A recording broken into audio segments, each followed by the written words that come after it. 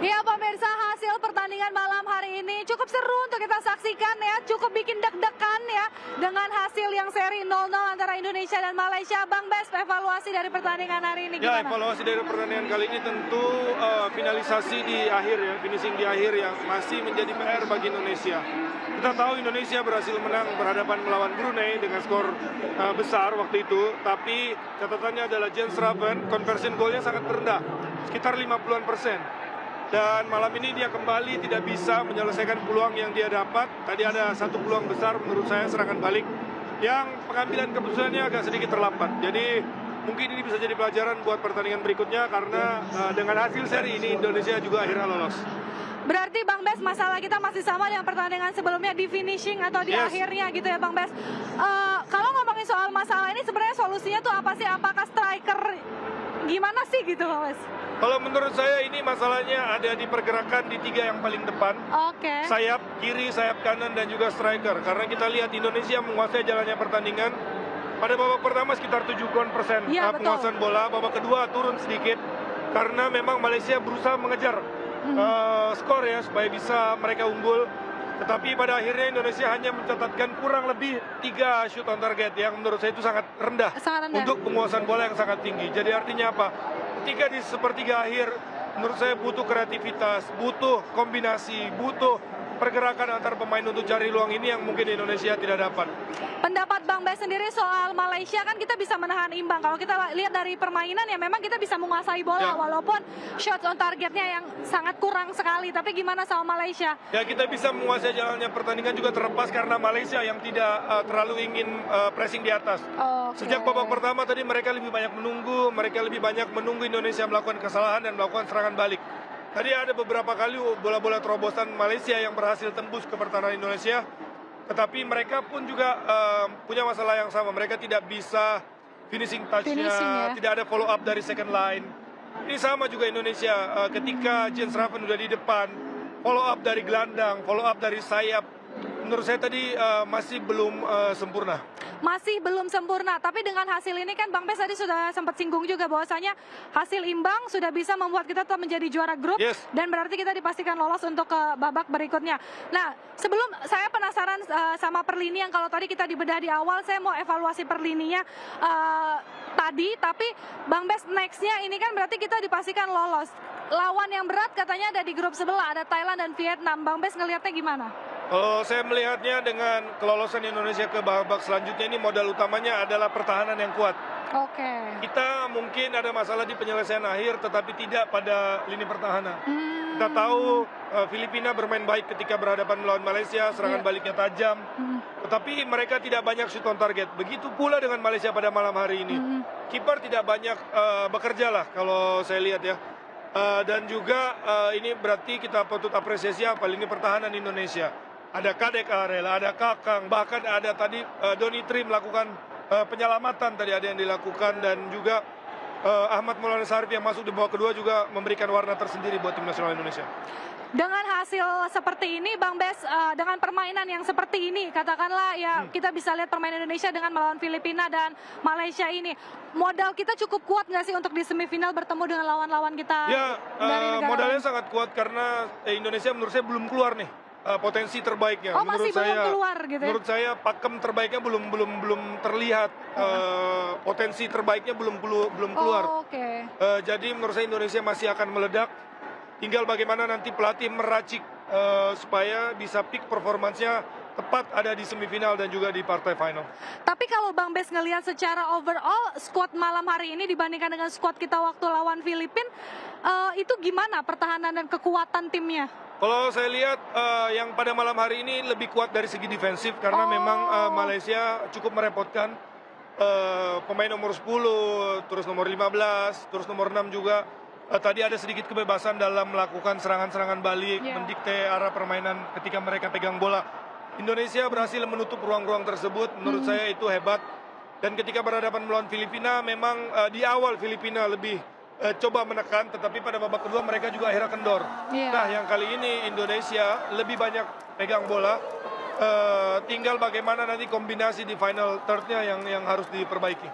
Tapi kalau kita ngelihat, ini memang masih banyak catatan yang perlu diperbaiki Indonesia. Tapi kalau kita ngelihat calon lawan kita udah keluar belum sih Bang Bes? Belum ya? Belum, kita harus tunggu di partai selanjutnya, baru nanti kita bisa tahu. Karena di grup sebelah mereka hanya 3 negara, jadi apapun bisa terjadi. Jadi kalau misalnya Thailand kalah, misalnya Vietnam kalah, ini akan merubah peta lagi. Karena ada nanti peringkat 2 terbaik, nanti dilihat lagi. Jadi kita masih belum bisa menerawang siapa kira-kira yang mendampingi Indonesia. Tetapi paling tidak, sekarang nih tanggal 21, Indonesia akan main lagi tanggal 25, jadi kita harus memanfaatkan kesempatan berapa nih? Berapa hari nih? Kurang lebih 4 hari. 4 hari istirahat yang menurut saya ini lebih sangat penting lah untuk kompetisi seperti ini.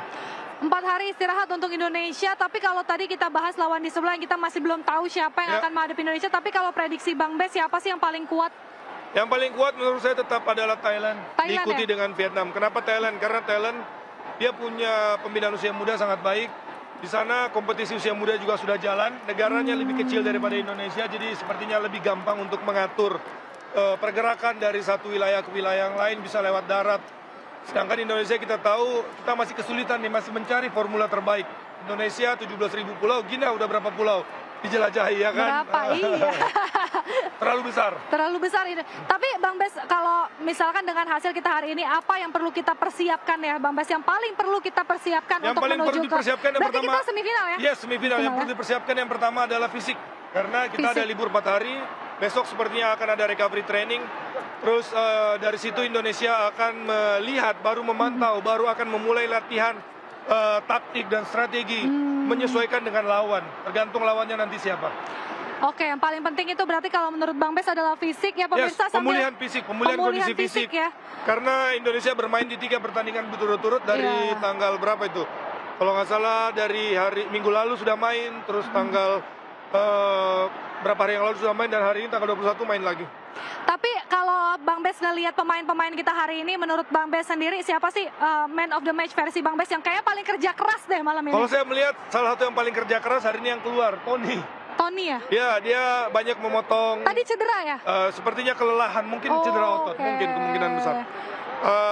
Tony saya lihat ada di mana-mana, dia jangkar. Indonesia memang berhasil menyerang, lini pertahanan naik, tetapi jangkarnya adalah Tony. Dia yang menjaga kedalaman, dia yang memutus serangan ketika ada serangan. Akan berbeda nggak sih Bang Bes hasilnya malam hari ini kalau tadinya ada Arkan Fikri? Sepertinya ini bisa, menurut saya malah justru ketika ada Arkan Fikri ini lebih kreatif Indonesia. Kenapa? Karena dengan begitu Rehan Hanan akan bermain ke kanan. Ketika Rehan bermain di kanan, ini akan menciptakan menang jumlah di tengah. Dia akan main lebih banyak ke dalam. Bek kanannya bisa lebih naik. Ini menurut saya lebih ada variasi serangan ketika Arkan Fikri yang main. Lebih ada variasi serangan ketika ada Arkan Fikri. Tapi kita akan nantikan seperti apa di semifinal. Kita masih nunggu ya pemirsa juga ini para pemain timnas ini sekarang sedang muter ya menyapa para fans dan penonton. Nanti juga sepertinya akan lewat ke sini. Walaupun kita nggak boleh wawancara, setidaknya masuk ke frame kan, bisa dilihat oleh fans-fansnya Garuda. Tadi seru banget ya kita ngelihat para pemain-pemain malam hari ini. Cuma Bang Bes, kalau dibandingkan tim-tim lain yang katakanlah kita udah ada prediksi lah siapa-siapa yang akan masuk semifinal gitu ya, Indonesia tuh positioningnya di mana? Indonesia positioningnya karena kita tuan rumah menurut saya unggulan. Oh, unggulan ya? Unggulan pertama adalah Indonesia, berikutnya adalah Thailand. Tetapi jangan lupa juga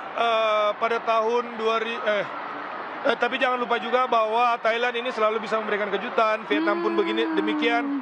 Dan kita tahu kemarin Vietnam dan Thailand baru memulai laga pertama mereka. Jadi mereka ada istirahat lebih banyak, tetapi nanti menuju semifinal mereka kejar setoran. Oke. Jadi semoga ini bisa kita ambil kesempatannya, kita lebih diuntungkan karena kita punya istirahat yang lebih kita punya istirahat yang lebih banyak dan di kompetisi usia muda yang singkat-singkat seperti ini, waktu istirahat, waktu recovery itu sangat penting. Betul sekali. Nah, pemirsa ini sedikit update ya situasi terkini. Jadi memang Stadion Gelora Bung Karno ini sudah mulai ditinggalkan ya oleh para supporter, tapi masih ada yang setia juga untuk menantikan para pemain timnas yang sedang keliling. Ini Indonesia pasti juga diperhitungkan, Gin. Kenapa? Karena sudah pernah kita juara AFF dengan pelatih Coach Indra Safri, pelatih lokal yang berhasil membawa Indonesia waktu itu juara bersama pemain-pemainnya. Kita final waktu itu lawan siapa Bang Bes? Waktu juara? Waktu itu kita bermain di Kamboja, sepertinya lawan Thailand kalau saya tidak salah. Thailand ya. Kita lihat apakah akan terulang ya final itu. Tapi kalau Bang Bes lihat sendiri, seberapa besar sih peluang kita untuk bisa kembali menjadi juara? Sangat besar karena kita tuan rumah, terus kita diuntungkan dengan jadwal yang agak sedikit lebih banyak dan kita bisa melihat lawan langsung besok. Dan sekarang pressure-nya bukan di Indonesia, tapi pressure-nya ada pada lawan-lawan kita. Kenapa? Karena mereka pasti akan menghindari Indonesia. Mereka akan coba mereka akan menghindari Indonesia? Mereka pasti ingin ketemu Indonesia itu di final. Kalau ketemu di semifinal, kecepatan. Pasti mereka akan coba lawan Indonesia itu di semifinal. Saya yakin itu. Bang Bes yakin itu ya. Tapi dengan hasil 0-0 lawan Malaysia ini, kalau Bang Bes ngelihatnya, kita tuh kurang atau justru kita memang menang gitu? Maksudnya dalam artian kan kita 0-0 nih, tapi dari segi permainan, levelnya deh, Indonesia-Malaysia ini gimana?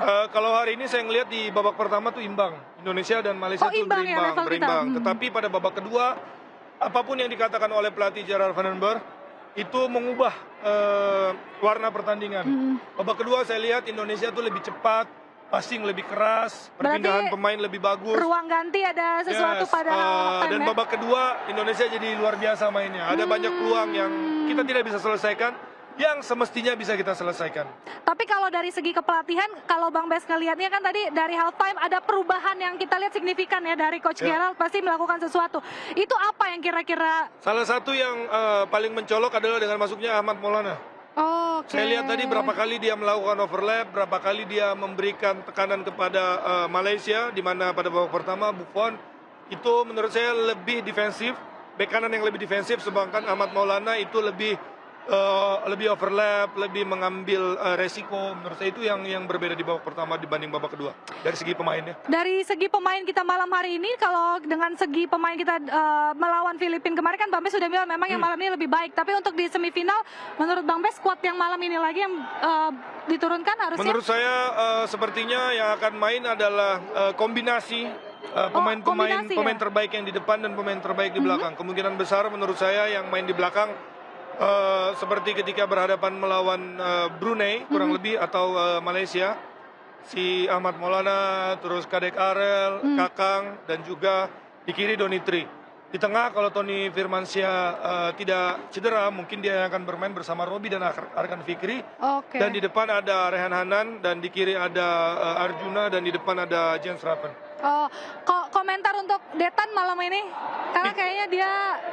Sepertinya Victor Detan masih butuh proses di pertandingan kali ini karena tidak terlalu terlihat.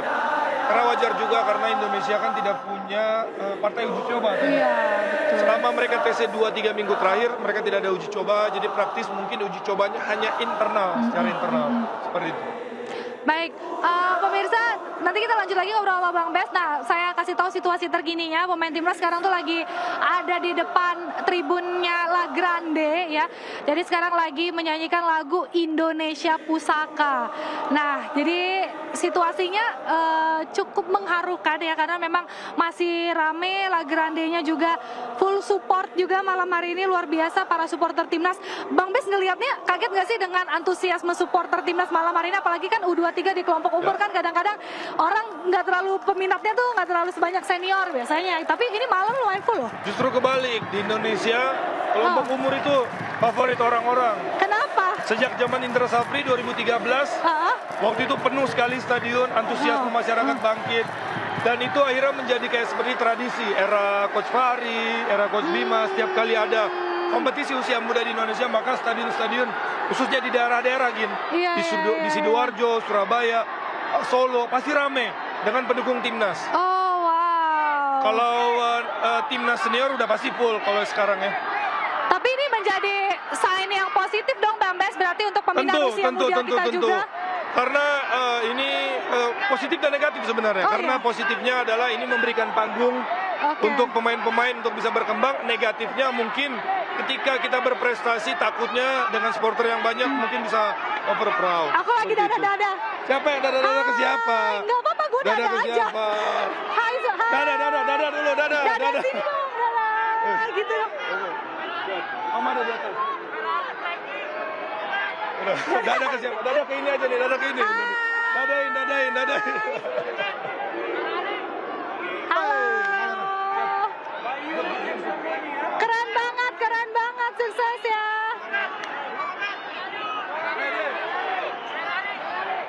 Tuh, semua masih teriak ya, kayaknya pada menanti jersey ya. Teriakan fans. Sebuah hal yang bagus juga karena ini mendekatkan kita dengan para supporter. Iya, betul. Menurut saya ini hal yang spesial di Indonesia, di negara lain tidak ada. Nah, positif negatifnya tadi yang kata Bang Bes. Ya, positifnya adalah ini mendekatkan kita dengan supporter, kita jadi istilahnya punya koneksi. Iya, betul. Terus kita juga menjadikan sepak bola ini jadi olahraga untuk semua, untuk keluarga, untuk anak-anak. Ya, sisi negatifnya mungkin ketika kita berprestasi, takutnya yang ditakutkan adalah ada katanya budaya overproud, mungkin yang ditakutkan. Mungkin nanti pemain bisa cepat puas. Itu yang mungkin ditakutkan kalau kita tidak bisa mengkontrol. Iya, ya kan? betul. Tetapi harapannya sih tidak. Harapannya itu. tidak ya. Kita ambil positifnya aja. Mau inframe mulu nih. Itu abangnya. Itu abangnya. Tadi adeknya, yang putih itu adeknya. Oh, yang putih adeknya ini abangnya. Oke. Nah, pemirsa memang kalau situasi terkini ya di stadion ini udah mulai berangsur sepi, udah pada pulang, udah mau pulang. Ya tentunya buat yang sekarang menyaksikan dari Liputan 6 Sport kan, kita harapkan hati-hati kalau yang pada nonton di stadion mungkin, ataupun juga yang udah menyaksikan dari awal tadi tentunya ya. Ini kayak lampu stadion udah mulai dimatikan, tapi nggak apa-apa ya, kita seru ya masih Bang Bes ya, ngobrolin. Ajak nonton tanggal 25. 25 ya? Hari ini rame, tanggal 25 harus lebih rame lagi. Nanti tanggal 28-29 lebih rame lagi. 28-29 kayaknya memang pasti lebih rame lagi karena final gitu karena ya. final, ada perebutan tempat ketiga juga. Tapi ngaruh nggak sih malam ini seramai ini karena lawannya Malaysia? Ya ngaruh, karena tadi bannernya juga udah jelas terpampang, teman-teman yang di televisi udah bisa gitu lihat. Ya, ya kan, iya, dan kekalahan hari ini ya jangan sampai kalah istilahnya. Iya, betul. Gak menang gak apa-apa, yang penting jangan kalah. Jangan sampai kalah, seri nggak apa-apa gitu seri ya. Seri nggak apa-apa, jangan sampai kalah. Cuman menarik ya Bang Bes, kalau kita ngelihat tadi memang Indonesia ini kan punya peluang-peluang yang tadi Bang Bes bilang juga, Jens Raven punya peluang yang sangat bagus. Kalau jadi gol ini pasti akan beda banget ceritanya. Kalau akan jadi gol, karena kita kalau lihat sejarah pertemuan head to head tadi, kita terakhir menang lawan Malaysia juga udah lama ya. Terakhir menang lawan Malaysia, ya sudah lama. Waktu itu juga menangnya di Piala AFF, kalau masih ingat golnya Arhan waktu itu ada Ricky Kambuaya juga, era Sintayong. Mereka berhasil memenangkan pertandingan waktu itu kalau nggak salah di semifinal. Pertandingannya ketat dan akhirnya Indonesia menang. Dan ini juga menjadi bukti bahwa Indonesia memang sudah lebih dewasa dibanding Malaysia kalau saya lihat. Karena kita tahu yang dipakai adalah pemain-pemain yang bermain di liga, pemain-pemain yang experience. Sedangkan di Malaysia mungkin dalam tanda kutip mereka adalah iri sedikit dengan Indonesia karena pemain-pemain mudanya itu pemain inti di klubnya masing-masing. Pemain mudanya pemain inti di klub masing-masing ya. Berkat regulasi U23 yang mewajibkan 45 menit pertama pemain under 23 itu wajib jadi starting 11. Memang kalau tadi Bang Bes bilang ya ada positif ada negatif lihat support dari para penonton. Tapi kalau kita lihat tadi kita juga sempat nonton di tribun di tengah ya Bang Bes ya. Kita lihat support dari pemain senior juga ada hadir. Tadi ada Marcelino juga yang ada ikut Marcelino, nonton. Bahkan coach senior pun datang. Iya, siapa coach senior tadi saya nggak lihat Bang Bes? Coach Patrick Kluivert. Oh ada tadi. Dan Alex Pastor tadi ada. Oh wow, kira-kira kenapa mereka dua pertandingan terakhir ini nonton? Apakah sambil lihat-lihat kira-kira siapa yang cocok untuk? Ini sepertinya mereka ingin menepati janji mereka. Oke. Karena mereka sempat berkata kalau tidak salah bahwa nanti tim nasional Indonesia semua kelompok umur itu linear. Cara bermainnya, filosofi bermainnya itu kurang lebih sama. Seperti itu. Jadi itu mungkin hal positifnya. Kenapa Gin? Jadi kalau nanti ada pemain under 23 yang promosi ke senior, mereka tidak perlu adaptasi yang susah-susah lah. Jadi mereka sudah tahu harus ngapain, latihannya kan mirip, cara bermainnya mirip, hal yang diinginkan pelatih pun tidak jauh berbeda. Di luar dari pertandingan malam ini ya Bang Bes, kan banyak juga beredar di sosmed ini gara-gara statement Coach Patrick yang bilang kalau Ole kan udah pasti cedera nih. Belum nggak bisa memperkuat timnas di kualifikasi Piala Dunia. Sepertinya ya memang udah fix ya kayaknya. Ada yang banyak berspekulasi apakah Raven nih kemungkinan akan ditarik ke timnas senior untuk jadi striker. Sedikit komentar soal Ole Rummenigge. Sepertinya bulan September berat ya. Tetapi kalau bulan Oktober mungkin bisa kekejar kalau recovery-nya bagus. Tetapi kalau bicara soal pengganti, kalau harus menggantikan Ole Rummenigge dengan Jens Raven, kalau menurut saya masih terlalu dini. Biarkan dulu Jens Raven berkembang di klub. Biarkan dia bermain dulu di klubnya. Kalau bisa dia dapat menit, baru dia nanti bisa kita berikan kesempatan ke tim nasional. Tidak karena dia bagus di under 23 terus tiba-tiba dia naik ke senior, menurut saya itu terlalu cepat. Jadi biarkan dia dulu bermain di klubnya. Tapi langkah dia memilih Bali United untuk jadi klubnya menurut Bang Bes langkah yang tepat nggak untuk dia banyak dapat menit bermain? Tergantung, kita harus melihat dari sudut pandang pemain dan juga klub. Kalau dari sudut pandang pemain, apa kira-kira harapannya Jens Schraven? Kalau untuk bermain, menurut saya dia harus bersaing dengan pemain-pemain yang ada di Bali United, di mana kemungkinan besar biasanya di klub akan memasang striker tuh asing. Oh ya. Kalau formasinya 4-3-3 otomatis pemain asingnya tinggal satu. Strikernya satu, nomor 9. Kecuali Jens Schraven mainnya di kiri atau di kanan. Tapi saya melihatnya Jens Schraven adalah pemain nomor 9. Jadi kemungkinan besar dia akan bersaing dengan striker asing dari Bali United. Dan menurut saya cukup berat ya. Cukup berat ya? Cukup berat. Untuk bersaing cukup berat? Ya, karena sepak bola usia muda dan sepak bola senior itu tentu berbeda. Sepak bola senior ada kesabaran, ada taktik, ada pemain-pemain berpengalaman yang sudah paham cara main lawan pemain-pemain muda. Sedangkan kalau sepak bola usia muda ini kan sepak bola yang penuh gairah gitu. Yang istilahnya pokoknya lari aja, pokoknya intensitasnya tinggi, temponya tinggi terus. Sama yang kayak kalau kita di senior tadi, pasti ada kontrol, ya kan, seperti itu. Menarik ya memang untuk kita bahas potensi dari pemain-pemain kita, tapi yang pasti harapan kita balik lagi ke Timnas U23 hari ini dengan hasil malam hari ini dengan waktu istirahat yang cukup. Kita harapkan nanti comeback lebih baik lagi dari malam hari ini untuk mengalahkan lawan kita berikutnya yang belum tahu siapa, Bang Bes. Siapapun lawannya tanggal 25 datang ke Stadion GBK, kita dukung Indonesia. Kita nggak takut siapapun lawannya. Siapapun lawannya, nggak sempat ke Gelora Bung Karno, jangan lupa nonton hanya di Liputan 6 Sport. Sekarang kita kembali ke studio. Terima kasih semuanya, sampai jumpa.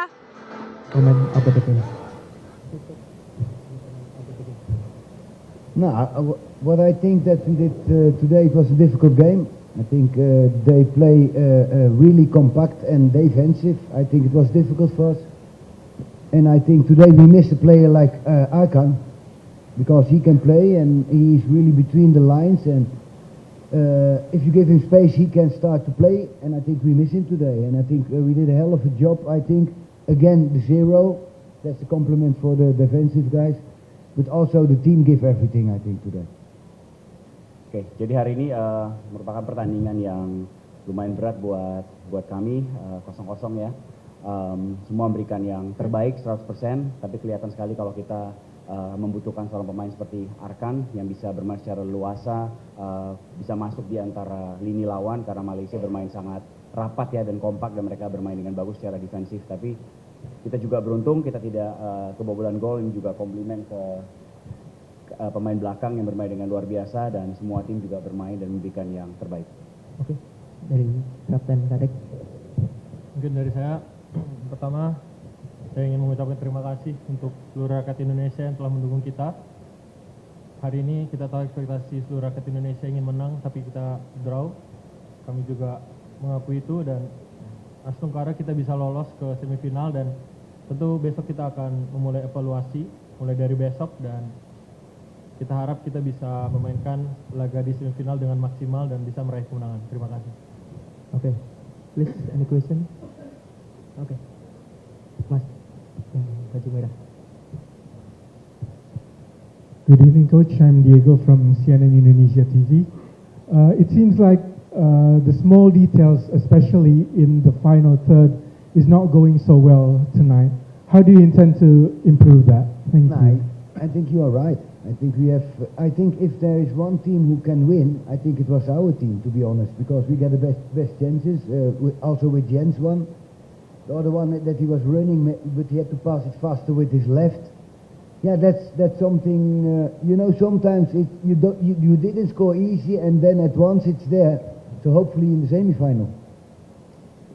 Ya, jadi Anda benar ya, memang kalau sesuatu yang kita perlukan memang penyelesaian di situ, dan kadang-kadang memang mudah membuat gol seperti Jens, tapi malam hari agak susah. Seperti tadi dia berlari dengan cepat, tapi harus passing dengan kaki kiri dengan cepat, dan itu tidak terjadi. Tapi kalau kita melihat lagi seperti yang Pak Ati sampaikan tadi, hanya satu tim yang bisa menciptakan banyak peluang dan bermain secara leluasa. Okay, next. Yeah.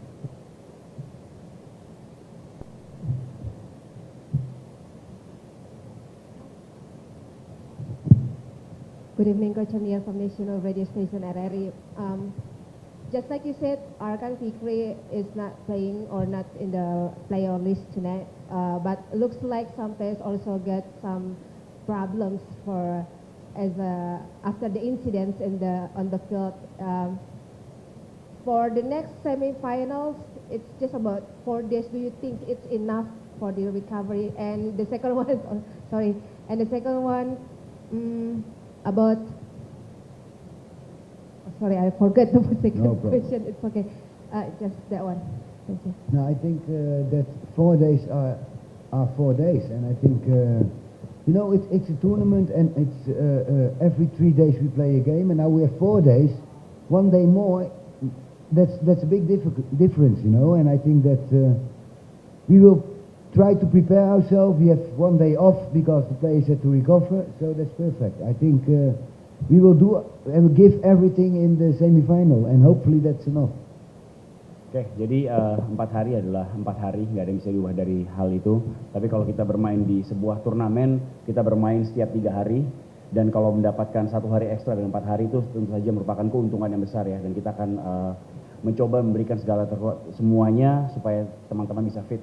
Dan juga kalau di semifinal nanti ya kita akan memberikan yang terbaik yang kita miliki untuk memenangkan pertandingan nanti. Oke, next. Selamat malam, saya Majid dari Tribun News. Mau tanya ke Kadek Karel. Kadek, sebagai pemain, sebagai kapten di pertandingan tadi, apa yang membuat kalian itu terlihat sangat kesulitan tadi? Terus di 5 menit atau 10 menit terakhir, kalian bermain lebih ke ball possession ya, lebih berhati-hati. Dan kemudian di semifinal nanti, menurut Kadek, apa yang harus diimprove? Dan bagaimana kondisi dari para pemain untuk bisa tetap optimis bisa sampai juara? Terima kasih. Ya, seperti apa yang dibilang oleh Coach Gerald sebelumnya, kita memang game plan kita memang selama mungkin untuk keep bola dan tidak cepat hilang bola atau gampang hilang bola, istilahnya seperti itu. Dan kita lihat di akhir 10 menit terakhir kita ball position karena memang kita tidak ingin buru-buru ke depan, dan itu adalah salah satu yang harus dievaluasi juga karena sampai ke tengah masih ada problem lah di sana untuk ke final third, dan itu akan menjadi evaluasi bagi kita. Dan untuk semifinal nanti tentu kita evaluasi dan kita akan recovery dulu, dan tentu kita akan evaluasi apa saja yang kurang di pertandingan tadi untuk persiapan di semifinal nanti. Terima kasih. Okay, next.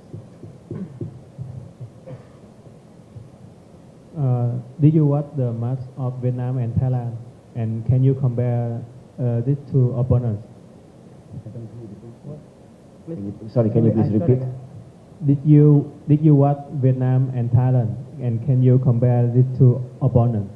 No, I see highlights because we have our own tournament, but I see some highlights, and yeah, also very good teams. I think they are all good organized, and I think we will see the games now, tomorrow, and the day after. So I will analyze them, and then we will see what they are okay. I mean, they are also good teams, well organized. We will. They are not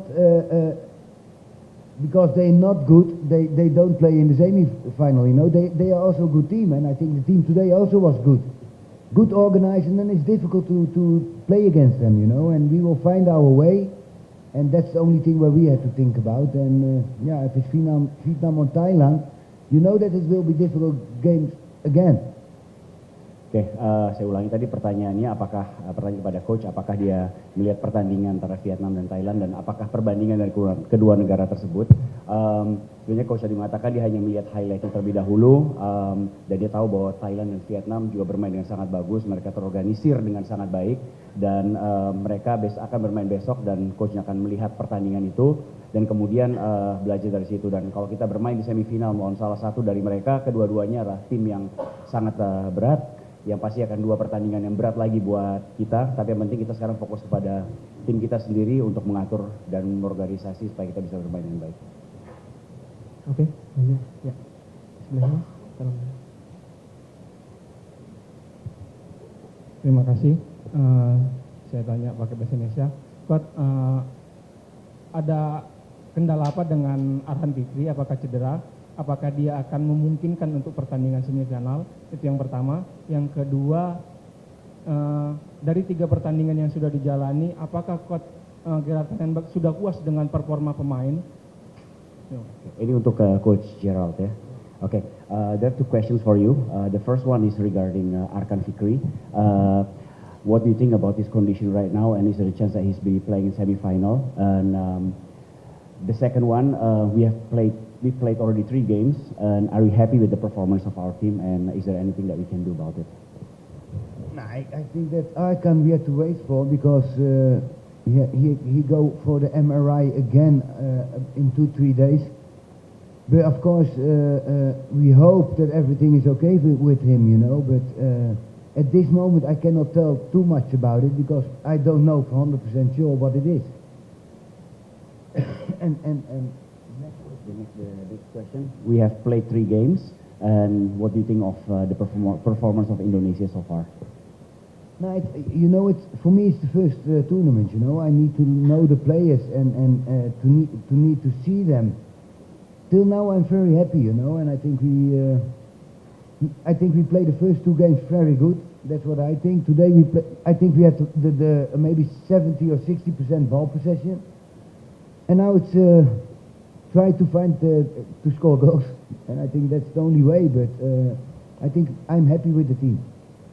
Oke, jawabannya yang pertama mengenai Arkan Fikri.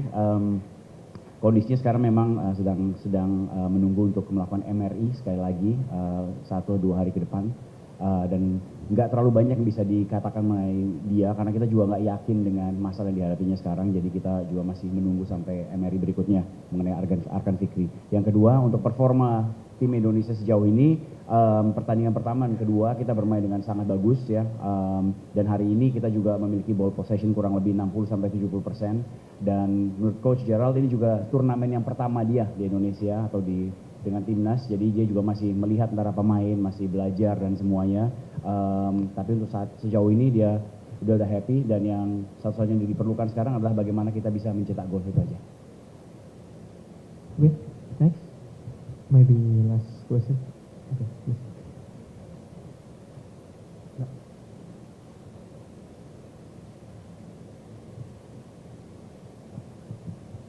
Hello, Coach. Tomorrow, Vietnam will play at the Bung Karno. Do you have a plan? Will watch the game of Vietnam directly, or you will watch Thailand game? So maybe I go and watch the game, because we are free. I like to see both teams, because maybe I will go, but okay. I think we are now for 4.5 weeks in camp, so maybe it's also good to do one day a little bit more relaxed with the players, and I will see what I will do. Oke, pertanyaannya adalah apakah besok Coach Gerald akan menonton pertandingan Vietnam dan Thailand? Jawabannya kemungkinan besar besok mungkin akan menonton, apakah itu Vietnam atau Thailand, nanti dilihat salah satunya, tapi ya kita kan sudah berada kurang lebih 4 minggu di camp, jadi dia pengen bilang 1 hari keluar relax juga nggak ada masalah untuk nonton bola. Okay, thank you everyone, thank you Coach, thank you Captain. Thank you.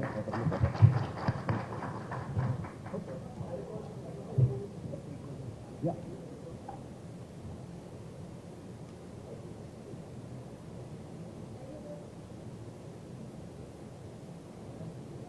Yeah. Thank you.